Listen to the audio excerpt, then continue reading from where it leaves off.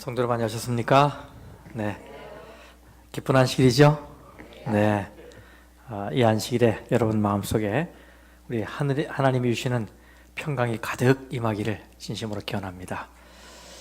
비가 오는 궂은 날씨, 또 미끄러운 길에 또 안전하게 우리를 성전으로 인도하신 하나님께 감사를 드립니다. 참 제자로 사는 길, 오늘은 예수의 둘로스가 되라라는 제목으로 말씀을 드리겠습니다.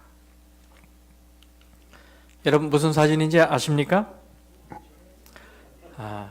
작년 2018년 러시아에서 열렸던 FIFA 월드컵에서 우리 한국이 독일을 2대0으로 이기고 환호하는 사진입니다. 매스컴에서는 이것을 1%의 기적이라고 불렀습니다. 왜냐하면 FIFA 랭킹 1위가 57위한테 졌기 때문입니다. 그러니까 57위가 1위를 이겼기 때문에 1%의 기적이 이루어졌다 이렇게 이야기를 했는데, 여러분 독일이 어떤 나라입니까? 그 전 2014년 브라질 월드컵 때 우승한 세계 챔피언이었습니다. 그런데 이때 자국팀이 57위한테 져서 조별리그에서 탈락하는 것을 본 팬들의 기분은 어떠했을까요? 울고불고 난리가 났었습니다. 그런데 이런 비슷한 장면이 그 전 월드컵이었던 2014년 브라질 월드컵에서도 나왔었죠. 홈팀 브라질과 독일이 4강전에서 맞붙었는데 아무도 예상하지 못했던 스코어가 나왔어요. 7대1. 월드컵에서 5번이나 우승한 경력이 있던 최강팀 브라질이 안방에서 독일에게 7대1로 패했습니다. 이렇게 치욕적인 패배를 당하자 팬들이 뿔났습니다. 그래서 자기 국기를 찢고 불태우고 마트를 약탈하고 강도짓을 하고 대소동을 폈어요. 여러분 이것이 팬의 모습입니다. 팬. 열심히 응원했는데 기대에 부응하지 못하자 뿔이 나는 것입니다. 욕설을 퍼붓고 야유하고 분노하고 그리고 등을 돌리는 것입니다. 이때는 전반전이 끝나자 많은 브라질 팬들이 그냥 돌아갔어요, 집으로. 너무 속상해서. 제 서재에는 카일 아이들먼이라는 목사가 쓴 Not a Fan, 우리말로는 팬인가 제자인가로 번역된 책이 있어요. 이 책에는 팬과 제자가 어떻게 다른지 분명하게 구분하고 있습니다. 결론을 말씀드리면, 우리가 모태교인이라도 또 어릴 적부터 교회를 다녔다 해도 내 부모, 내 할아버지 할머니가 교인이었다 해도 또 자신의 핸드폰의 벨소리가 가스펠송이라 하더라도 내가 예수님과 개인적인 교제를 맺지 않으면, 개인적인 관계가 정립되지 않으면 나는 제자가 아니라 팬으로 살아가는 것이다, 이런 내용입니다. 저는 이 책을 읽으면서 상당한 도전을 받게 됐습니다. 왜냐하면 요즘 교회가 그렇고 요즘 신자들이 그렇지 않나라는 생각 때문입니다. 한번 생각해 보십시오. 요즘 교회들이 하나의 스테디움, 경기장으로 변해가고 있는 것 같지 않습니까? 경기장 안에서는 선수들이 땀을 뻘뻘 흘리면서 열심히 뛰고 있는데 팬들은 관중석에 앉아서 선수들이 뛰는 걸 지켜보고 있는 겁니다. 뭐 하고 있다고요? 지켜보고 있어요. 팬들은 선수들이 잘할 때는 박수도 쳐주고 환호도 하지만 기대에 못 미치면, 마음에 들지 않으면 욕설을 막 퍼붓고 야유하고 원망하고 불평합니다. 그들을 지켜보기만 합니다. 요즘 교회도 이런 모습인 것 같아요. 그냥 지켜보는 교인들이 얼마나 많은지 여러분 생각해 보십시오. 사람들이 예배를 봅니다. 예배를 드리지 않고 뭐 한다고요? 예배를 봐요. 기도도 지켜봅니다. 찬양도 지켜봐요. 설교도 지켜봅니다. 잘하나 못하나 지켜보고 있어요. 구경하는 일에 익숙해져 있습니다. 관람석에 앉아서 팔짱을 끼고 지켜보는 일에 익숙해져 있습니다. 절대로 운동장에서 뛰는 선수들의 땀과 수고와 희생을 나누려 하지 않습니다. 그저 지켜보는 것으로 만족합니다. 이것이 오늘날 교회들의 가장 큰 문제가 아닌가 생각이 돼요. 팬은 넘쳐나는데 제자는 적은 거예요. 누가복음 14장에 어제 말씀 읽었죠. 25절에 수많은 무리가 함께 갈새, 수많은 무리가 함께 갈새. 제가 오늘 목사님과 사모님과 함께 빌리 그레엄 라이브러리를 다녀왔는데요. 예전에 텔레비전에서 보던 그런 장면들이 거기 사진으로 붙어 있더라고요. 옛날에 여의도에서 그 대전도 집회가 열렸을 때 110만 명이 모였었어요. 110만 명. 상상이 되십니까, 여러분? 가득 차 있는 그 사진이 있는데 제가 오늘 이 말씀을 준비하고 있었기 때문에 야, 수많은 무리가 어떻게 함께 가요. 함께 가. 그 많은 사람들이 뉴욕 집회할 때 얼마나 많은 사람이 몰렸었습니까요? 수많은 무리가 함께 가. 제가 한 흥미로운 통계를 접하게 됐는데요. 그 통계 근거에서 여러분에게 퀴즈 문제를 좀 내려고 합니다. 여러분, 이 미국에 교회 숫자가 많을까요? 아니면 세븐일레븐, 뭐 AM, PM과 같은 이런 편의점 숫자가 많을까요? 어느 것이 더 많겠습니까? 숫자가? 네, 교회가 많습니다. 교회가 많아요. 자, 그러면 여러분, 교회가 많을까요? 아니면 맥도날드, 서브웨이 같은 이런 패스트푸드 레스토랑이 많을까요? 교회가 많습니다. 교회가 많아요. 그래서 여러분, 이번에 맞추십시오. 교회가 많을까요? 아니면 호텔, 모텔들이 많을까요? 이제 감을 잡으셨어요, 이제는. 교회가 많습니다. 미국에 있는 교회의 숫자는 제가 지금 이야기한 모든 것들을 다 합친 숫자만큼 됩니다, 여러분. 그렇게 교회들이 많아요. 놀랍죠? 수많은 무리가 함께하고 있어요. 그런데 그 많은 무리 중에서 정말 예수님께 헌신하고 자신의 삶을 온전히 바친 제자는 과연 몇 명이나 될까? 제가 살고 있는 캘리포니아 그쪽에 벤츄라에 기독교 리서치 기관이 있습니다. 바르나 그룹이라고. 그 그룹에서 연구 조사에서 발표한 기록에 의하면 자신이 크리스찬이라고 자처하는 이 미국인들 중에서 단 3%만이 자신의 삶을 하나님께 온전히 바치고 하나님을 사랑하고 이웃을 사랑하고 자신을 하나님께 헌신하고 있다고 대답했다고 합니다.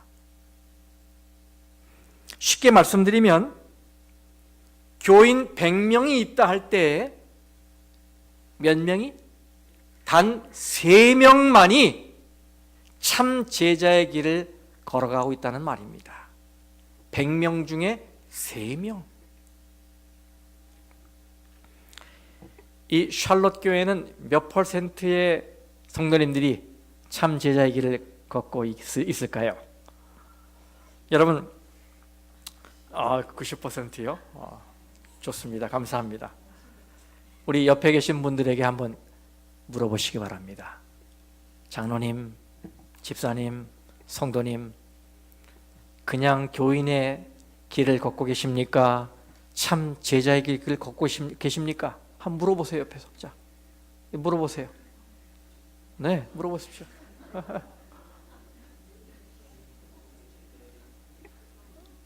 우리 스스로 알아야 되거든요. 우리 스스로 내가 참 제자의 길을 걸어가고 있는가, 아니면 그냥 교인으로 살아가고 있는가? 그걸 알 수 있는 방법을 가르쳐 드릴까요? 자신 한번 테스트해 보시기 바랍니다. 그냥 교인은 예배 드리는 날 비만 오면 교회 안 갑니다.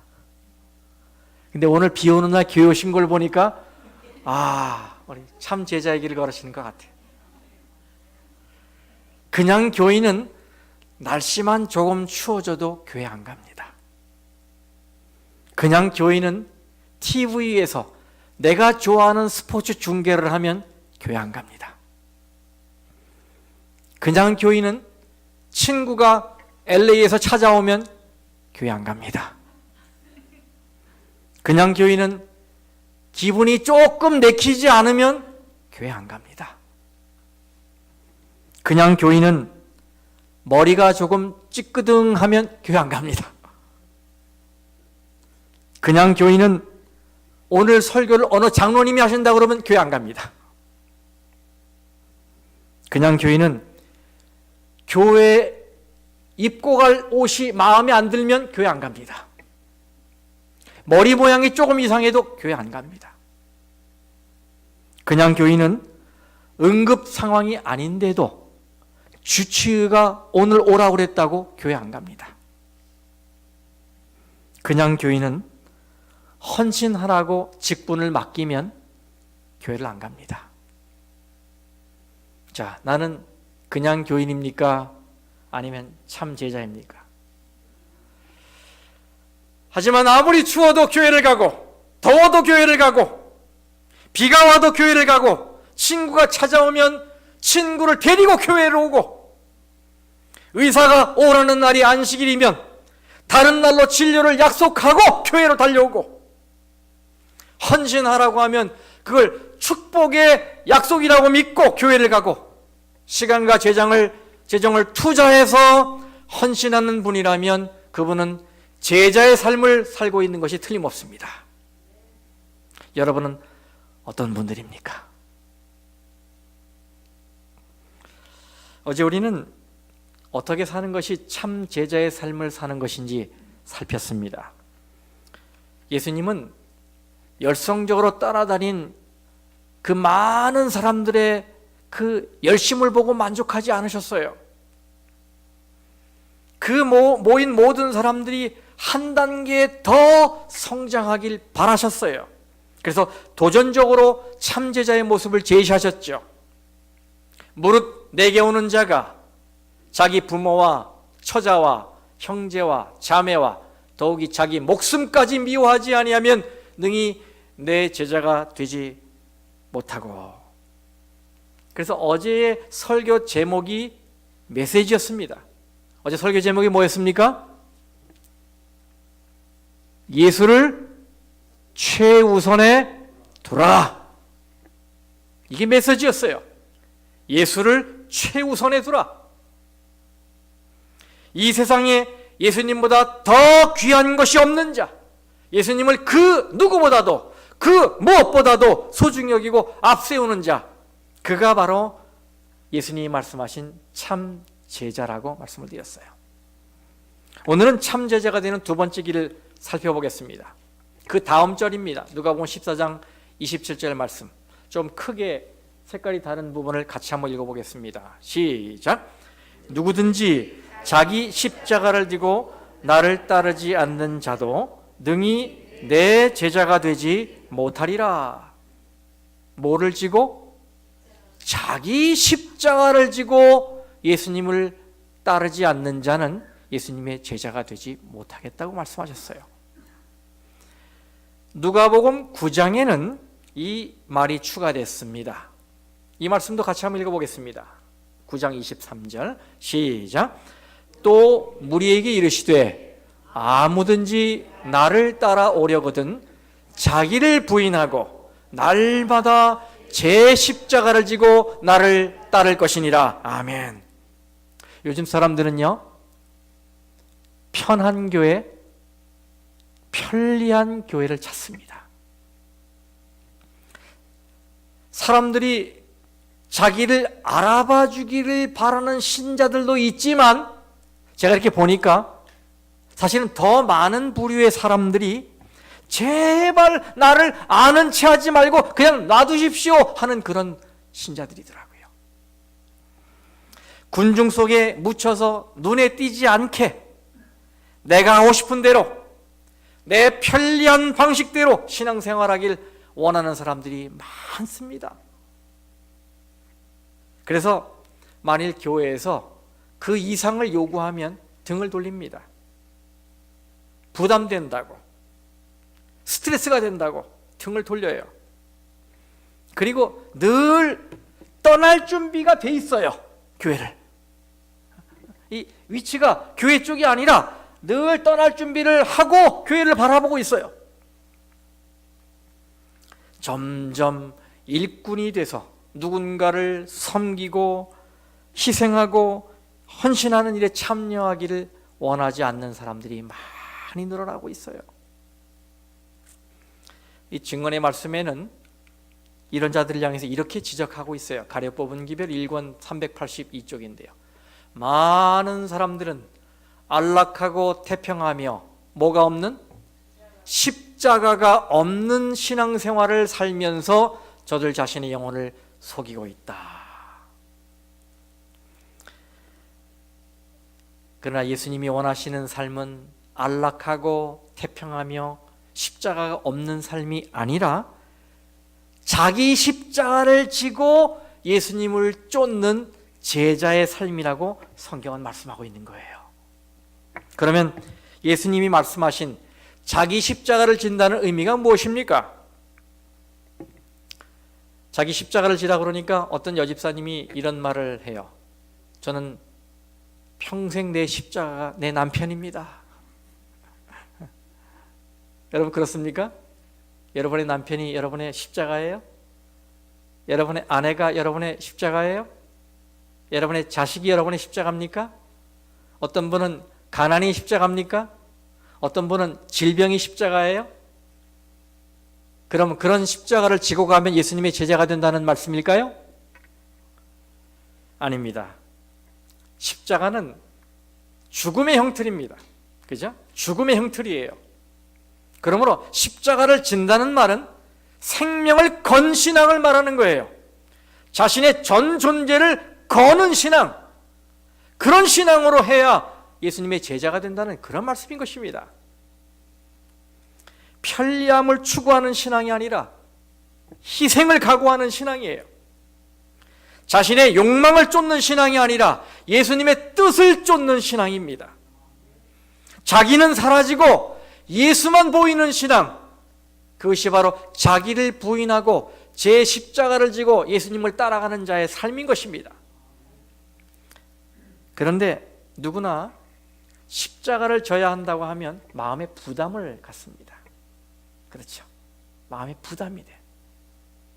마음이 무거워져요. 스트레스가 옵니다.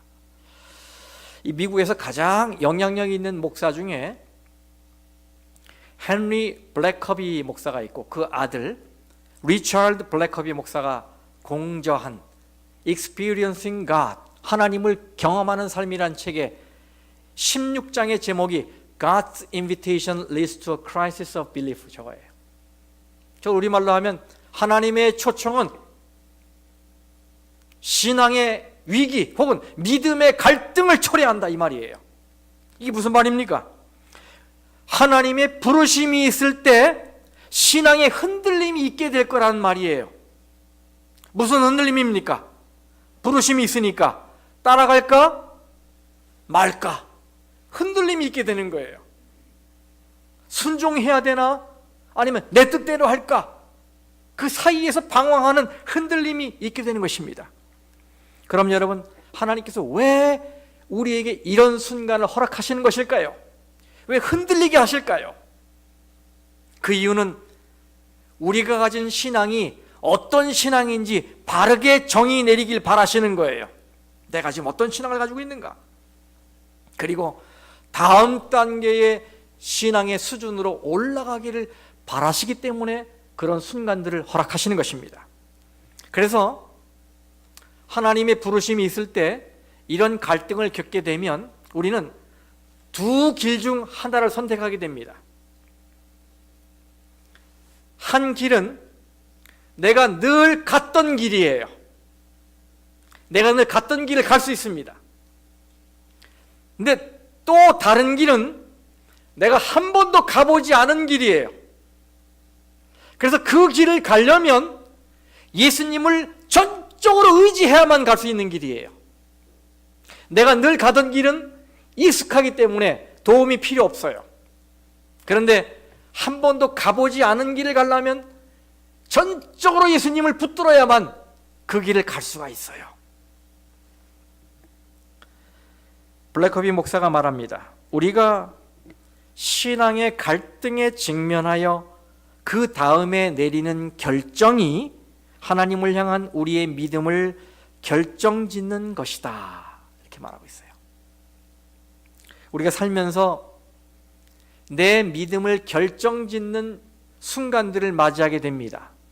어떤 사람에게는 예수냐 일이냐 일, 이 둘 중에 하나를 선택해야 하는 믿음의 위기가 찾아옵니다. 어떤 사람에게는 예수냐 친구냐 이 둘 중 하나를 선택해야 하는 믿음의 위기가 찾아와요. 어떤 사람에게는 예수냐 아니면 지금까지 해온 나의 습관이냐 이 둘 중에 하나를 선택해야 하는 흔들림이 있습니다. 어떤 사람에게는 예수의 뜻이냐 아니면 가족의 뜻이냐 친구의 조언이냐 이 둘 중에 하나를 선택해야 하는 순간이 오는 것입니다. 자, 오늘 여러분에게 자기를 부인하고 자기 십자가를 지고 나를 쫓으라는 주님의 음성이 이르러 왔습니다. 여러분 어떻습니까? 마음이 흔들리십니까? 이제 어떻게 해야 할까요? 헌신과 희생의 길을 가야 할까? 아니면 그냥 내가 편하게 생각해 왔던 내가 익숙하게 갔던 그 길을 그냥 가야 할까? 여러분이 어느 길을 선택하시는지가 여러분의 지금의 믿음의 수준인 것입니다. 제가 여러분의 선택에 도움을 드리기 위해서 성경에 나오는 한 용어를 소개해드리고 거기서 그 용어를 깊이 명상하는 시간을 가져보겠습니다. 우리가 예수님을 부를 때 예수님 앞에 익숙하게 붙이는 호칭이 있어요. 예수 앞에 뭘 여러분 붙이시나요? 예수 앞에 뭐라고 붙이세요? 예? 아버지?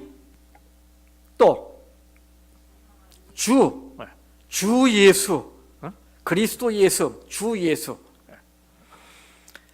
거기서의 주라는 말은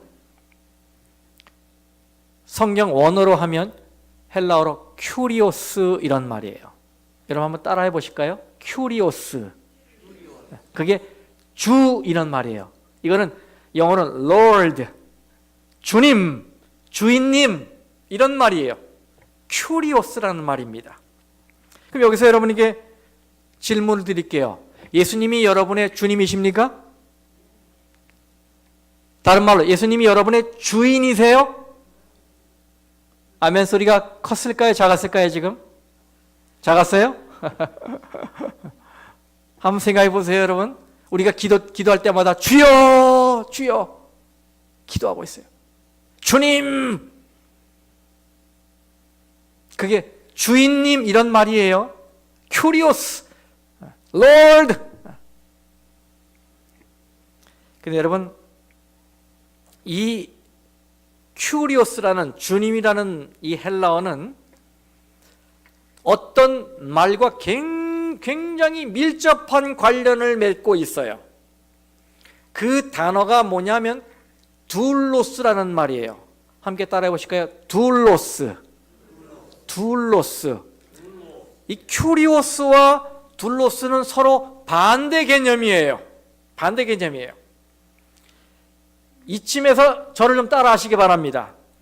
예수님이 나의 주님이시라면 나는 그분의 둘로스여야 한다. 그렇습니다, 여러분. 여러분이 예수님의 둘로스가 되지 않으면 여러분은 예수님을 주님이라고 부를 자격이 없는 것입니다. 예수님께 주님 이렇게 부르는 것은 동시에 나는 주님의 둘로스입니다 라는 고백이 거기 들어가 있는 거예요. 아셨죠? 큐리오스 그리고 둘로스. 근데 여러분, 이 둘로스가 무슨 뜻일까요? 예, slave, 노예라는 말입니다. 노예. 에이, 목사님 너무 심한 말이네요. 그냥 종이라고 해두시죠.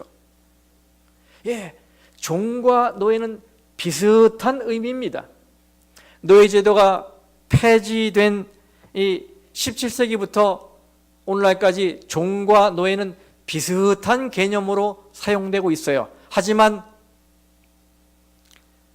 성경 원어로는, 헬라어로는 종과 노예는 분명하게 구분되어 있습니다. 성경에는 종을 뜻하는 단어가 6가지나 나옵니다. 성경 번역자들이 이 단어를 번역할 때 이 쇠사슬에 묶여 있고 학대받는 노예에 대한 부정적인 이미지 때문에 이 둘로스라는 말을 종이라는 말로 바꿔놓은 것일 뿐이에요. 하지만 성경 원어로는 엄연하게 구분된 단어입니다. 이것은요. 제가 예를 들어 보겠습니다.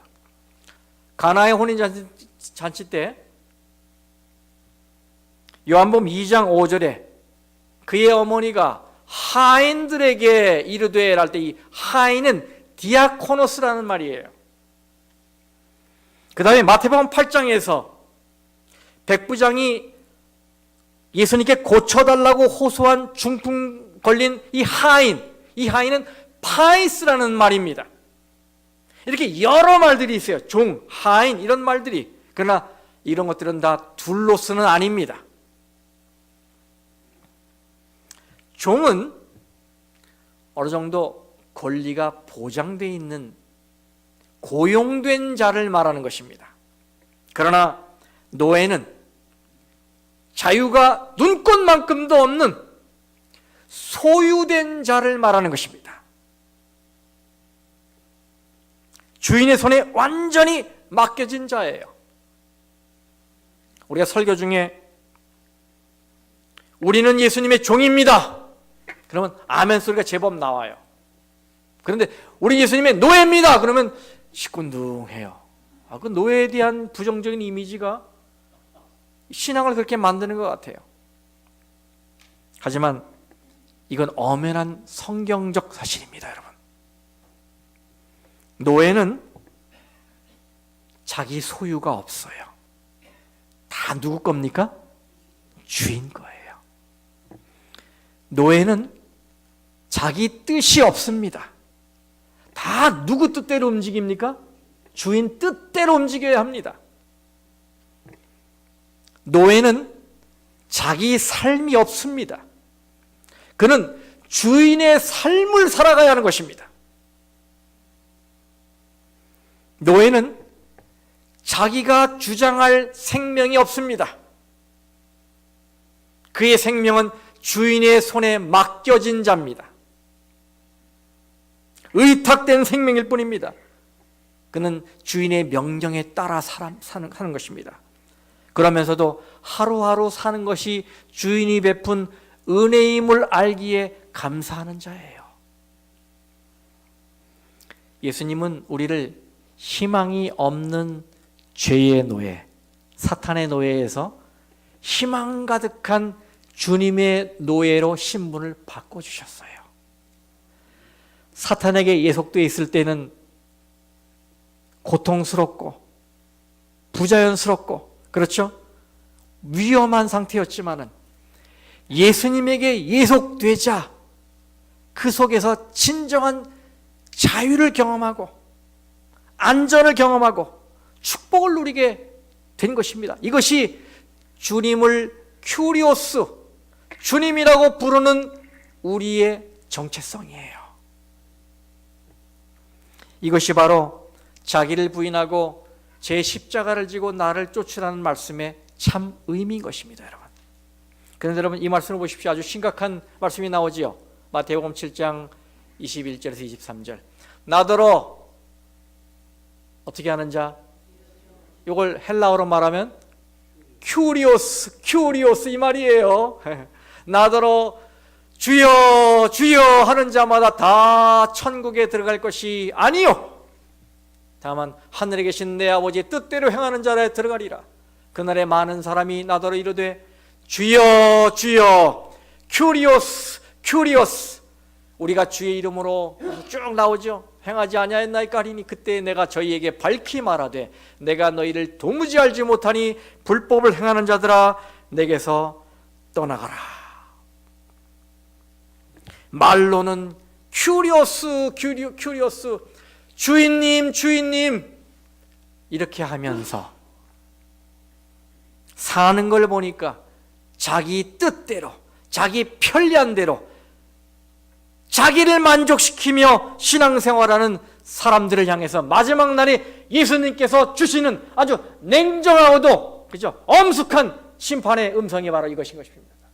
내가 너희를 도무지 알지 못하니 내게서 떠나가라. 말로는 뭐라 그러면서요? 주여 주여 하면서 큐리오스 하면서 생활을 보니까 계속 자기 좋을 때로만 하는 것이거든요. 이거.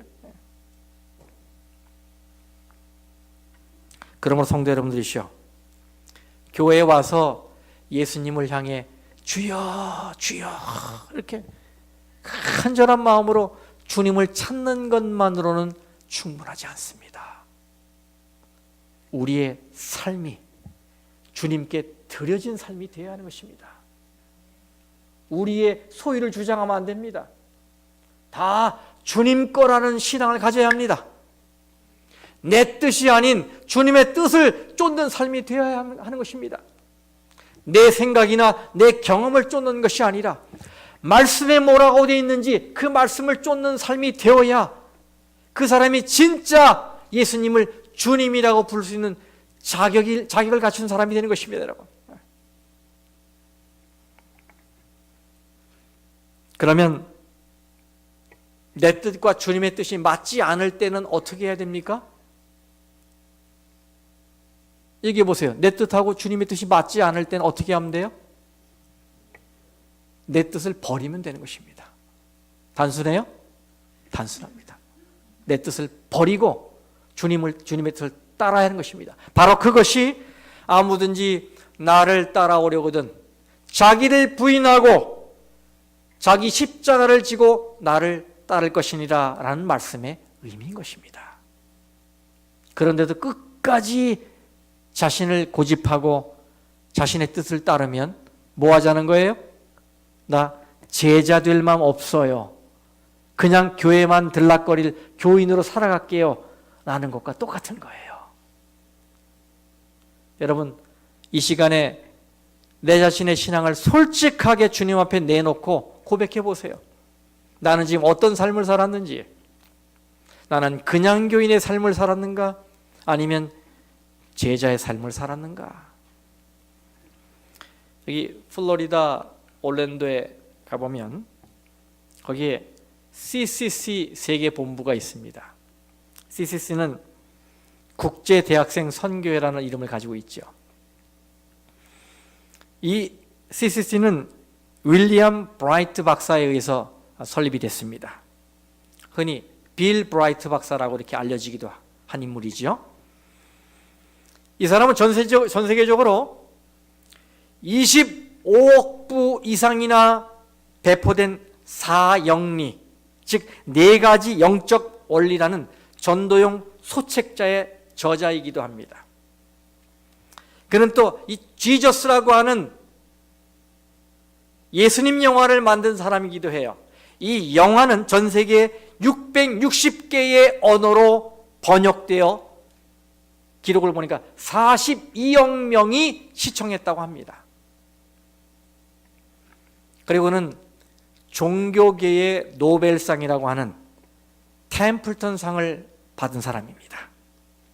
그리고 5개의 명예 박사학위를 가지고 있는 사람입니다. 여러분, 이쯤 되면 정말 일도 많이 하고 사회적으로 내세울 것이 많은 저명인사예요. 그건 분명합니다. 그렇죠? 오늘 우리가 빌리 그레이엄 목사 거기 도서관 갔는데 역대 대통령들 다 만난 사진들이 있더라고요. 저명인사입니다. 그래도 2003년에 이분이 81살의 나이로 세상을 떠났는데 이분의 무덤 묘비에 그의 유언에 따라 이런 글이 남겨져 있습니다. A slave of Jesus by choice. 자원하여 예수의 노예가 된 자. 선택으로 예수의 노예가 된 자. 얼마나 멋있습니까? 내세울 것이 많은 정말 사회 저명인사가 마지막 죽어가면서 유언으로 자기 묘비에 이 글귀를 남기도록 하고 죽습니다. 자원하여 혹은 선택하여 예수의 노예가 된 자. 성도 여러분, 참 제자는 주님의 노예가 되기로 작정한 자입니다. 사도 바울은 편지서에서 자신을 가리켜 예수 그리스도의 종이라고 소개하고 있습니다. 이 종이라는 말이 헬라어로 둘로스입니다. 정확하게 번역하면 예수 그리스도의 뭐요? 노예라는 말이에요. 사도 바울은 자신의 정체성을 확실하게 확립하고 간 사람이에요. 나는 예수님의 노예다. 십자가를 지는 일은 힘겨운 일입니다. 하지만 저는 우리 모든 샬롯교회 성도님께서 믿음으로 그 길을 따라가서 주님의 제자로 살아가기를 진심으로 기원합니다. 저는 여러분이 이제는 관람석에서 팔짱을 끼고 경기장에서 땀 흘리고 일하는 봉사자들을 그냥 지켜보는 위치에 있지 말고 여러분도 내려와서 봉사 현장에서 같이 땀을 흘리고 사랑을 나누고 주님을 위해 헌신하는 참 제자의 삶을 살기를 간절히 바랍니다. 저는 여러분이 예수님을 주님, 주여라고 부르는 그 말의 의미가 무엇인지 알고 부르시기를 간절히 바랍니다. 큐리오스, 이 말은 예수님을 주인으로 모시는 말이기도 하지만 동시에 그것은 나는 주님의 노예입니다를 고백하는 말이라는 사실을 잊지 마시기 바랍니다. 참 제자는 큐리오스, 주인이신 예수님의 둘로스, 노예입니다. 부디 이제부터는 교회 문턱만 넘지 마시고 구경꾼이나 관람객으로 교회 다니지 마시고 진짜 예수님의 둘로스, 노예로서 예수님에게 속하고 예수님께 헌신하고 사랑하고 봉사하며 살아가는 참 제자가 되시길 바랍니다. 따라하십시오. 우리는 예수의 둘로서여야 한다. 말씀을 마치겠습니다.